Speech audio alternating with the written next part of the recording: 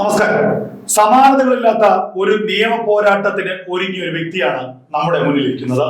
കേരളത്തിന് സുപരിചിതനാണ്. യദു എന്ന KSRTCയുടെ ഡ്രൈവർ. തിരുവനന്തപുരം മേയർക്കെതിരെയുള്ള ഒരു സംഭവ വികാസവുമായി ബന്ധപ്പെട്ട് കേരളത്തിൽ വളരെയധികം ചർച്ച ചെയ്യപ്പെട്ട ഒരു വ്യക്തി. കഴിഞ്ഞ കുറച്ച് ദിവസം മുൻപാണ് 30 വർഷം മുൻപുള്ള ഒരു കേസിൽ വളരെ ചരിത്രപരമായ ഒരു വിധി കേരളത്തിലെ ഒരു കോടതി വിധിച്ചത്. ഒരു മുൻ മന്ത്രിയെ ഒരു കോടതി തെളിവ് തട്ടിച്ച കേസിൽ, അല്ലെങ്കിൽ കോടതി തെളിവിൽ കൃത്രിമം കാട്ടിയ കേസിൽ ഒരു മന്ത്രി കുറ്റക്കാരനാണെന്ന് 30 വർഷങ്ങൾക്ക് ശേഷം കോടതി വിധി പ്രസ്താവന നടത്തി. അതാണ് ഈ യദു എന്ന ചെറുപ്പക്കാരന്റെ കേസുമായി മുന്നോട്ട് പോകുമ്പോൾ നമുക്ക് ആദ്യം ഓർക്കേണ്ടി വരുന്നത്. കേട്ടില്ലേ നമ്മുടെ ഒരു മുൻ മന്ത്രിയുടെ അനുഭവം. അപ്പോ ഈ കേസുമായി മുന്നോട്ട് പോകുമ്പോൾ എന്തെങ്കിലും നീതി കിട്ടുമെന്ന് യദുവിന് ഉറപ്പുണ്ടോ? പിന്നെ കേസ് മുമ്പോട്ട് കൊണ്ടുപോയാൽ നീതി കിട്ടും, അല്ലെങ്കിൽ നമ്മൾ പകുതി വഴി വെച്ച് പിന്മാറണമെങ്കിൽ നീതി കിട്ടും. നമ്മൾ കേസിന് ആകെ പോലീസുകാരെയൊന്നും ഇത് ആ സിസ്റ്റത്തിന്റെ കീഴിലേക്കുന്നതാണ് പോലീസുകാർ. അപ്പൊ അവര് നീതി നേടിത്തരുമെന്ന് ചോദിച്ചാൽ നടക്കാത്ത കേസാണ്. അപ്പൊ കോടതിയിൽ പോകണം. നമ്മൾ കോടതിയിൽ പോയി എത്ര പാവപ്പെട്ടവനായാലും എന്നെക്കാട്ടി പാവപ്പെട്ടവരുണ്ട്. ഞാനും ഈ ഡെയിലി വേജസാണ്, ഡെയിലി ശമ്പളത്തിന് പൊക്കൊണ്ടിരിക്കുന്നത്. സ്ഥിരം സർക്കാർ ജോലിക്കാരനല്ല, എംപാനൽ ഡ്രൈവറാണ്. പറഞ്ഞു വിട്ടാൽ പോവാന്നുള്ളതേ ഉള്ളൂ. എന്നാൽ പോലും ഇതിൽ പോലും എൻ്റെ കേസിൽ ഞാൻ തെറ്റുകാരനല്ലാഞ്ഞിട്ട് പോലും ഞാൻ ഇത്രയും അനുഭവിച്ചു. കേസ് മുന്നോട്ട് കൊണ്ടുപോകാനുള്ള ധൈര്യം വേണം. എന്നുവെച്ചാൽ എനിക്കത് ഇവര് പറഞ്ഞതാണ്, ആദ്യം ഒരു വാക്ക് പറഞ്ഞു, അതിലാണ് ഞാൻ മുമ്പോട്ട് പോണത്. ഈ ഫോൺ സംഭാഷണത്തിലൂടെ മേയർ പറയുന്ന ഒരു ഓഡിയോ ക്ലിപ്പിംഗ് വെളിയിൽ വന്നല്ലോ. അപ്പൊ അവര് പറയുന്നുണ്ട്, താങ്കൾക്ക് നീതി കിട്ടണമെങ്കിൽ കോടതിയിൽ പോയി നീതി നേടാൻ പറഞ്ഞു. അപ്പൊ പോലീസിന് കിട്ടൂലെന്ന് എനിക്ക് അപ്പൊ ഉറപ്പായി. അവര് തന്നെ പറഞ്ഞു കോടതിയിൽ പോയി നീതി. അപ്പൊ ഞാൻ നേരെ ആ വോയിസ് ക്ലിപ്പ് ഉണ്ട്, എല്ലാ ചാനലിലും ഉണ്ട്. അപ്പം ഞാൻ എന്ത് ചെയ്തു, ഞാൻ അന്ന് പറയുന്നുണ്ട് സിംഗിൾ പേരന്റ് ആണെന്നോ, അവര് പറയുന്ന അവരും സിംഗിൾ പേരന്റ് ആണെന്ന്. ഇപ്പൊ ഞാൻ പറഞ്ഞു അതെങ്ങനെയാവുന്നത്, ഞാൻ ഒരു കുഞ്ഞിനെ ഒറ്റയ്ക്ക് വളർത്തുന്ന വ്യക്തിയാണ്. 6 വർഷമായിട്ട് വൈഫ് ഡിവോഴ്സ് ആയിട്ട് ആ മോന്റെ 2.5 വയസ്സിൽ പോയതാണ്. മോന് ഇപ്പൊ 8 വയസ്സുണ്ട് എന്നൊക്കെ പറഞ്ഞപ്പോ അവര് പറയുന്നു ഞാനും സിംഗിൾ പേരന്റ് ആണ്, എന്റെ ഭർത്താവ് കോഴിക്കോടാണ്. അപ്പൊ ഞാൻ പറഞ്ഞു അതെങ്ങനെ, എനിക്ക് ചിരിക്കാനും വയ്യ, വിഷമമാണ്. ഈ സ്റ്റേഷനിൽ പിടിച്ചു നിർത്തിയപ്പോഴല്ലേ ഈ സംഭവം. രാത്രി ഇത്രയും ദൂരം രാത്രി വണ്ടി ഓടി രാവിലെ വന്നിട്ട് പോലും ഉറങ്ങാൻ പറ്റാതെ അന്നേ ദിവസം 2 ദിവസമാണ് ഉറക്കം എണീറ്റത്. അന്നേ ദിവസം 10:30 രാത്രി പിടിക്കുന്നു സ്റ്റേഷനിൽ, കണ്ടോൺമെന്റ് സ്റ്റേഷനിൽ ഇതേപോലെ ഒരു കസേര ഇങ്ങനെ തന്നെ ഒരു കസേര ഇരുന്ന് പിറ്റേ ദിവസം 11 മണി വരെ ഇങ്ങനെ ഇരിക്കണം. ഒരു ആഹാരവും വെള്ളവും പോലും വാങ്ങിച്ചില്ല. ഇല്ല തന്നില്ല.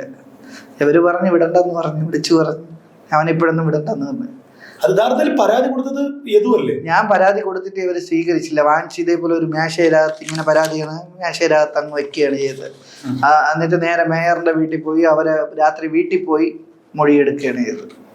പോലീസ് മൊഴി എടുത്തതിന് ശേഷമാണ് അവരെ പേപ്പർ FIR ആക്കിയിട്ടാണ് പിന്നെ എന്റെ കേസ് എടുത്തില്ല. അതാണ് ഞാൻ കോടതിയിൽ പോയത്. കോടതി പറഞ്ഞു കേസ് എടുപ്പിച്ചു. 2024 ഏപ്രിൽ മാസം 27 അന്ന് ഈ കണ്ടോൺമെന്റ് പോലീസിലായിരുന്നു അന്ന് SHO SI ഒരു പ്രദീപ് എന്ന് പറയണെന്ന് എനിക്കിപ്പോ ഓർമ്മയില്ല. ഇപ്പൊ വേറെ ആളായിരിക്കും. അന്ന് രാത്രി എന്തായിരുന്നു ഈ പറയുന്ന യഥാർത്ഥത്തിൽ എന്താണ് സംഭവിച്ചത്?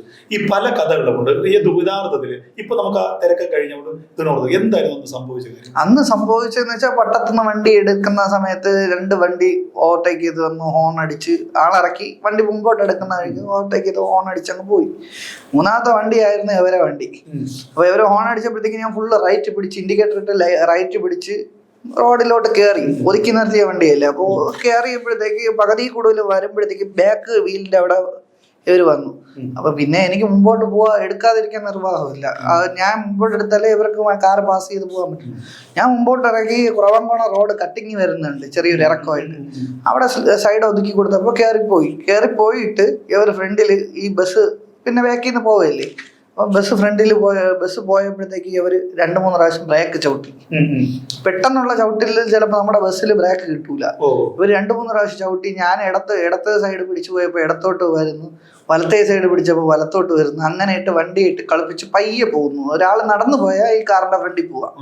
അങ്ങനെ പോയി പോയി പോയി പോയി ഏകദേശം ആ ബിവറേജിന്റെ അവിടെ എത്താറായി. ഒരു ബിവറേജ് ഉണ്ടല്ലോ, പ്ലാമൂട്. അപ്പൊ സിഗ്നലിന് മുമ്പായിട്ടുള്ള ബിവറേജ്. ആ ബിവറേജിന്റെ അവിടെ എത്തിയപ്പോഴത്തേക്ക് ഇവര് എന്റെ വണ്ടി എനിക്ക് തോന്നിയതാണ് എന്ന് വെച്ചാൽ വണ്ടി 2 പ്രാവശ്യം ഇങ്ങനെ ആക്കിയപ്പോഴത്തേക്ക് എനിക്ക് എന്നെ കളിപ്പിക്കണേണെന്ന് മനസ്സിലായി. അപ്പം നമ്മൾ പലതും കാണുന്നില്ലേ വർഷങ്ങളുണ്ട്. അപ്പൊ ഞാൻ എന്ത് ചെയ്ത് ഇവരെ ഉദ്ദേശം നടക്കട്ടെ എന്ന് വെച്ചാൽ റൈറ്റിൽ ഇവരെ കാറിന്റെ ബാക്കിൽ നിന്ന് പോയിട്ട് കുറച്ചപ്പുറം ചെന്നപ്പോ റോഡ് ഇത്തിരി വികാസം ഉണ്ട് ആ പാലത്തിന്റെ അവിടെ.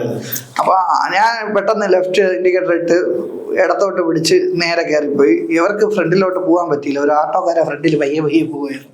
അപ്പൊ ഞാൻ എന്ത് ചെയ്ത് ഇടത് സൈഡ് ഇൻഡിക്കേറ്റർ ഇട്ട് ഇടത് സൈഡിൽ നിന്ന് നേരെ കയറി ഓവർടേക്ക് ചെയ്ത് പ്ലാമൂട് 1 വേ കയറുക. അതാണ് എൻ്റെ ലക്ഷ്യം. 1 വേ കയറി അങ്ങ് പോവാം എന്ന് വിചാരിച്ചു. അങ്ങ് 1 വേയിൽ കയറിയതും ഇവര് പിന്നെ ഇടത് സൈഡിലും വലത് സൈഡിലും കയറി ഒന്ന് ഹോൺ അടിച്ച് ഇടത് സൈഡിൽ കൂടെ ഓവർടേക്ക് ചെയ്യുമ്പോൾ പ്രാളം. അത്രയും നേരം സ്പീഡിൽ പോകാനുള്ളവരാണെങ്കിൽ അങ്ങ് പോകും. പിന്നെ നമ്മളെ കളിപ്പിക്കാൻ നിൽക്കില്ല. നമുക്ക് അറിഞ്ഞൂടെ അതിൻ്റെ അകത്ത് മേയറാണോ ആണാണോ പെണ്ണാണോ ഒന്നും നമ്മൾ അറിയുന്നില്ല. ഈ വണ്ടിക്കകത്ത് ഇരിക്കുന്ന ആരാണെന്ന് അറിയുന്നില്ല. പിന്നീടാണ് ഇവര് പറയുന്നത് കൈ ആങ്ങി അവിടെ വെച്ച് കാണിച്ചെന്നു ഇങ്ങനെയൊക്കെ പറയുന്നു. ആദ്യം ഇവര് വണ്ടി തടഞ്ഞിട്ട് അങ്ങനെ വണ്ടി ഓവർടേക്ക് ചെയ്ത് പോയി. അതിനുശേഷം PM കയറ്റം കയറി വികാസ് ഭവൻ ഡിപ്പോയുടെ ഇപ്പുറത്തെ ഒരു സ്റ്റോപ്പ് ഉണ്ടല്ലോ, അവിടെ ആളിറങ്ങിയിട്ട് കണ്ടക്ടർ ചോദിച്ചു ഇനി ബേക്കറി ജംഗ്ഷൻ ആരെങ്കിലും ഇറങ്ങാനുണ്ടോന്ന് ചോദിച്ചു. ബേക്കറി ജംഗ്ഷൻ ഇറങ്ങാനില്ല, ഇനി തമ്പാനൂര് എല്ലാവരും ഉള്ളൂ എന്ന് പറഞ്ഞ് എൻ്റെ അടുത്ത് പറഞ്ഞ് ഈ നിയമസഭാ മന്ദിരത്തിന്റെ അതുവഴി കയറി പാളയത്ത് സാബല്യത്തിന്റെ ഫ്രണ്ടിൽ കൂടെ നമുക്ക് തമ്പാനൂര് പോവാന്ന് പറഞ്ഞു. അപ്പൊ ഞാൻ പറഞ്ഞു അത് നമ്മളെ റൂട്ടല്ലല്ലോ, നമ്മൾ പാളയം ബേക്കറി ജംഗ്ഷൻ വഴിയില്ല നമ്മളെ റൂട്ട്, അത് കുഴപ്പമില്ല ഞാനല്ലേ ഇരിക്കണം നീ പോകുമെന്ന് പറഞ്ഞു. അപ്പൊ കണ്ടക്ടറാണ് ബസ്സിന്റെ കസ്റ്റോഡിയൻ എന്ന് പറഞ്ഞത്. കണ്ടക്ടർ പറയുമ്പോൾ നമുക്ക് കേൾക്കാൻ പറ്റുള്ളൂ. അപ്പൊ കണ്ടക്ടർ പറഞ്ഞ പോലെ ഞാൻ ഓടിച്ചു പോയിട്ട് ഇപ്പൊ ഞാൻ എൻ്റെ സ്വന്തം ഇഷ്ടപ്രകാരം പോയി കൈ ആംഗ്യം കാണിച്ചു. എന്നിട്ട് അവിടെ പാളയം സാബല്യത്തിന്റെ അവിടെ സിഗ്നലായിരുന്നു. ഞാൻ വന്നപ്പോൾ റെഡ് സിഗ്നലായിരുന്നു. ഞാൻ സിഗ്നലിന് തൊട്ട് മുമ്പായിട്ട് നിർത്തിയിരുന്നു. റെഡ് മാറി ഗ്രീന് വെയിറ്റ് ചെയ്തിരിക്കുകയാണ്. ഫസ്റ്റ് ഗിയർ ഇട്ട് ഗ്രീന് വന്നപ്പോൾ ഫസ്റ്റ് ഗിയർ ഇട്ട് വണ്ടി എടുക്കുന്ന സമയത്താണ് ഇവർ ലെഫ്റ്റ് സൈഡിൽ കൂടെ കയറി ഫ്രണ്ടിൽ സീബ്ര ക്രോസിന്റെ ഫ്രണ്ടിൽ കൊണ്ട് നിർത്തി. എന്നിട്ട് 2 പയ്യന്മാർ ചാടി ഇറങ്ങി വന്നു. എൻ്റെ തന്തയുടെ വക റോഡ് എൻ്റെ കാറിൽ തട്ടാൻ വന്നത് കണ്ടില്ല. ഞാൻ പറഞ്ഞ അത് നിങ്ങളെ ഈ തോന്നിവാസം കൊണ്ടല്ലേ കാറിൽ തട്ടാൻ വന്നത്, അല്ലാതെ ഞാൻ ഓടിച്ചു പോയിട്ട് മനഃപൂർവ്വം കൊണ്ട് ഇടിക്കാൻ വന്നേ അല്ലല്ലോ. നിങ്ങളിങ്ങനെ കിടന്ന് ഓടിച്ചു കഴിഞ്ഞാൽ നമുക്ക് കാണാൻ പറ്റില്ല. എത്രയും മേളിലിരിക്കുന്ന ചെറിയ വണ്ടി സൈഡിൽ കൂടെ പോകുമ്പോൾ കാണാൻ പറ്റില്ല. പൊതുവെ ആൾക്കാർ പറയണ KSRTC ഡ്രൈവർമാർ വലിയ വണ്ടി പുറത്തിരിക്കണവന്മാർക്ക് ഭയങ്കര അഹങ്കാരമാണ്. എത്രമാത്രം അതിന്റെ ബുദ്ധിമുട്ട് ഉറക്കൊഴിച്ചും നട്ടലൊടിഞ്ഞും ഒക്കെയാണ് ഈ വണ്ടികളൊക്കെ ഓടിക്കുന്നവർക്ക് അതിന്റെ ബുദ്ധിമുട്ട് അറിയാവുള്ളൂ. അപ്പം ഒന്നുമില്ലെങ്കിലും ഇവർക്ക് ഒരു ഉപകാരം ചെയ്യാന്ന് വെച്ചാൽ ഒരു വണ്ടി വരുമ്പോഴത്തേക്ക് അല്ലെങ്കിൽ ഒന്ന് ഒതുങ്ങി കൊടുത്തെന്ന് പറഞ്ഞാൽ ഒരു കുഴപ്പമില്ല. ഈ കാറിൽ 5 പേരുണ്ടെങ്കിൽ ബസ്സിൻ്റെ അകത്ത് 50 പേരായിരിക്കും. 50 ആവശ്യങ്ങൾക്ക് വരുന്ന ആളുകളായിരിക്കും. അപ്പൊ അവരെന്ത് ചെയ്യണം? മനസാക്ഷിയും ബുദ്ധിയും വിവേകമുള്ള ആൾക്കാർ ചെയ്യും. ഇവര് ഷോ കാണിച്ച് എന്റെ തന്തയ്ക്ക് വിളിച്ചു, എന്റെ അമ്മയും അച്ഛനെയൊക്കെ വിളിച്ചു. ഈ പയ്യനും 2 പയ്യന്മാര്. പിന്നീടാണ് ഈ പയ്യനാണ് വന്നിട്ട് ചോദിച്ചപ്പോൾ അത് വീഡിയോയിൽ സഹിതമുണ്ട്. നിങ്ങൾക്ക് ഞാൻ കള്ളത്തരം പറയുന്നില്ല, വീഡിയോ സഹിതമുണ്ട്. നിന്റെ തന്തയുടെ വക റോഡെന്ന് വഹിക്കുന്നത്, നിനക്ക് ശമ്പളം തരണ്ടടാ എന്ന് പറയണത്. അത് കഴിഞ്ഞിട്ടാണ് അപ്പോഴാണ് ഒരു മേയർ എന്ന് പറയുന്ന വ്യക്തി, പഴയ മേയറായിരുന്ന ആര്യ എന്ന് പറയുന്ന വ്യക്തി ആദ്യം വരുന്നു. അത് കഴിഞ്ഞിട്ട് ഒരു പൊക്കം പറഞ്ഞ, അതായത് ഈ ഡ്രൈവറിന്റെ വൈഫ്, അതായത് ആര്യയുടെ സഹോദരന്റെ വൈഫ്. അപ്പൊ ആള് വന്നിട്ട് ആളാണ് ആദ്യം വന്നിട്ട് പറയണത് എന്നെ എന്ത് ആംഗ്യം കാണിച്ചിരുന്നു, എന്നെ ഒരു ആംഗ്യം കാണിച്ചു. അപ്പോഴും മേയർ ആര്യ കൂട്ടുപിടിക്കുകയാണ്, എന്നെയും കാണിച്ചു. അപ്പോഴാണ് ഞാൻ വായും തുറന്ന് എന്ത് ആംഗ്യം ഒന്ന് ഇങ്ങനെ കാണിക്കുന്നത്, അതല്ലാതെ കൈ കൊണ്ട് വേറൊരു ഇതുകൊണ്ട് കൈ കൊണ്ട് ഇതാണ് ചോദിച്ചത്, എന്ത് ആംഗ്യമാണ് ഞാൻ കാണിച്ചതെന്നുള്ള അപ്പോഴാണ് ചോദിച്ചത്. അതുമല്ലാതെ ഈ ബസ്സിന്റെ ഫോട്ടോ എൻ്റെ ഫോണിൽ കിടപ്പുണ്ട്, ഞാൻ ചേട്ടൻ അയച്ചു എടുക്കുകയും ചെയ്യാം.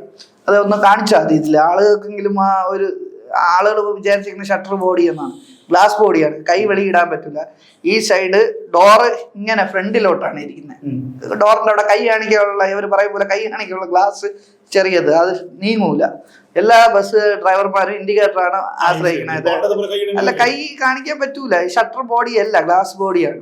അപ്പൊ അതിന്റെ പട്ട പറഞ്ഞ ഈ സൈഡ് ഫ്രണ്ടിലോട്ടാണ്.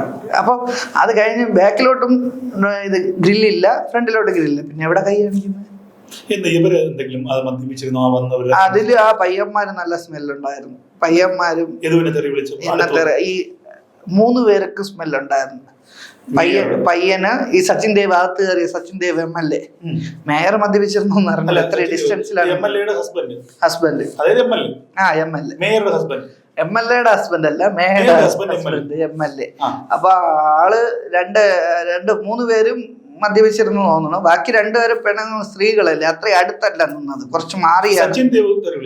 സച്ചിൻ ദേവ് തെറി വിളിച്ചില്ല, അകത്ത് കയറി ഇറങ്ങും, മറ്റേ മോനെ മോനെ എന്നൊക്കെ വിളിച്ച് വണ്ടി ഒതുക്കടാന്ന് പറഞ്ഞു. ഞാൻ പറഞ്ഞു പോലീസ് വരാതെ വണ്ടി ഇവിടെ നിന്ന് ഒരു സ്റ്റെപ്പ് മുമ്പോട്ട് എടുക്കൂല.